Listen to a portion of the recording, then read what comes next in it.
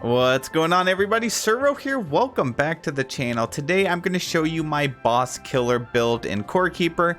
In most of my videos I get a ton of comments asking how I just completely destroy the bosses in the game with no effort, and today I'm going to show you how you can do just that.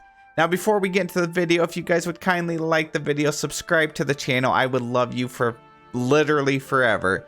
Now, also before we get into the video or the breakdown of all of these, I'm actually going to show you the potential of the build. So I'm going to kill my character right here. We're going to spawn down by Azios, the Sky Titan. He has one of the largest health pools in the game.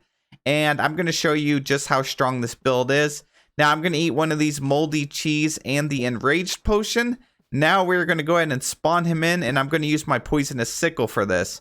So he should spawn in any second now. There he goes. He's going to teleport. And then as you can see, we're just literally eating his health right now. And this is after he's already got a slight buff in the amount of health that he has. So that took us like 3 seconds, if that, to defeat him. He's already done. We got the loot, 2 necklaces.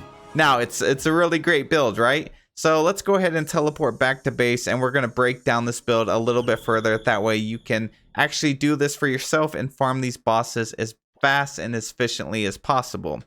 So starting up with the armor, we're going to go with the iron helmet because it's going to give us 4.8 damage, or a percentage of damage. Now you could swap it out for pretty much any helmet. It doesn't matter. Just kind of look at the stats that you enjoy. I personally like the rabbit ears mainly for the cosmetic appearance, but if you actually want just raw power and damage, go with the iron helmet. Next, you have to have the Ivy's Thorn harness. Like, this is the best armor set in the game. It gives you plus 70 max health, but it gives you plus 31% critical hit damage. And then when you have a set of 2, which I have, the chest piece and the pants here, it's actually giving us a plus 26% critical hit chance for a short duration after applying poison. You're going to do that because you're using your poisonous sickle. So these 2 armor sets, the helmet, and then now moving on to the rings. We're going to use the ancient gem rings. This is going to give us plus 17% critical hit damage, and then it also gives us a additional plus 62 mining damage. Now to get the ancient gem ring, you're going to have to go over here to your skills, and under the mining category at the very bottom, this archaeologist, once you level this up, it'll give you a small chance of actually dropping the ring, and that's how you get it. You just mine a bunch of walls, but if you can get 2 of those, it gives you plus 17% critical hit damage for both of them. Now keep in mind, there's a difference between critical hit chance and critical hit damage. We want damage because you're going to crit no matter what, and whenever we do, we want to actually just hit them like a truck. So that's the rings.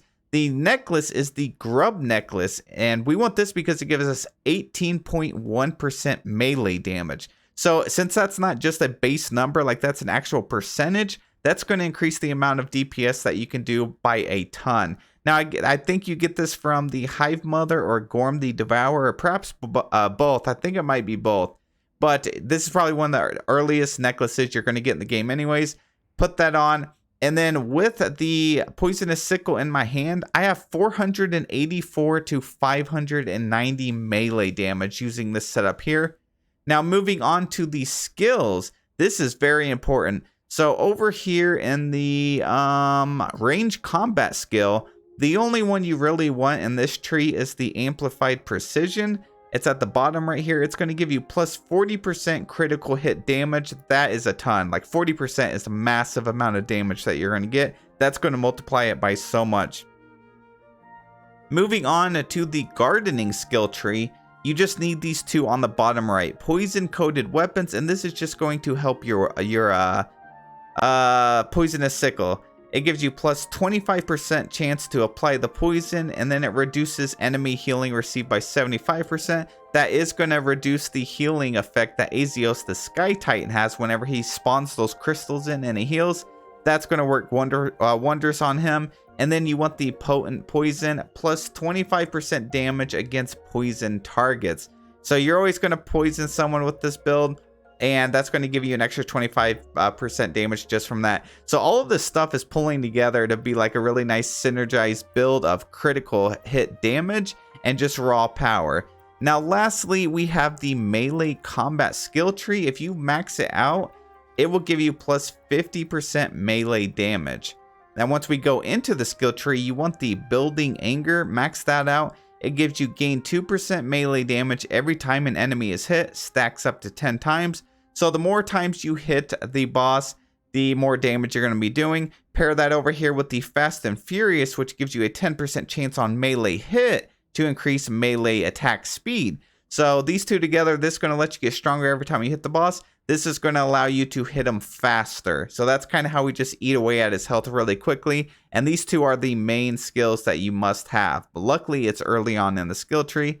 And then we have the Stubborn Fighter. It gives you gain 15% melee damage when hitting the same target. Again, you're always going to be hitting that boss over and over. And then you want the Strength of the Ancients plus 20% damage against bosses. Now moving on to the food, we just have the Enrage Potion, which gives us plus 32% melee damage for 30 seconds. That's really great. And then if you can get the Moldy Mold Cheese, do that because it takes the Pafungi, which is in the mold biome, and the Moldy Shark. And if you combine them, you get this, which gives you 8% reduced damage taken from bosses. You don't really need that because you're going to completely destroy the boss way faster than it's going to actually be effective for you. And then also it's going to give you a 38.6% melee damage for 7 minutes. That's a long time. The fight's not going to last that long, and that gives you almost a 40% buff. If you get the rare version of the Moldy Mold Cheese, it's like 48% chance. And then of course we are using the Poisonous Sickle. So that is the build. I enjoy using this build a lot. I kind of hope in the future we get some stronger bosses added to the game, because right now I can just erase everything off the map without even trying. And I hope I helped you in this video to be able to do the same thing. Some of the stuff is later game, but it is the best like boss killer build in my opinion. And also, if you don't have this necklace, you can use this Copper Cross necklace. It gives you just an additional 5% critical hit chance, which is nice because the more often you proc the critical hit, the more damage you're going to be doing. Anyways, that's it for this video. Thank you guys so much for watching, and I will see you all in the next one.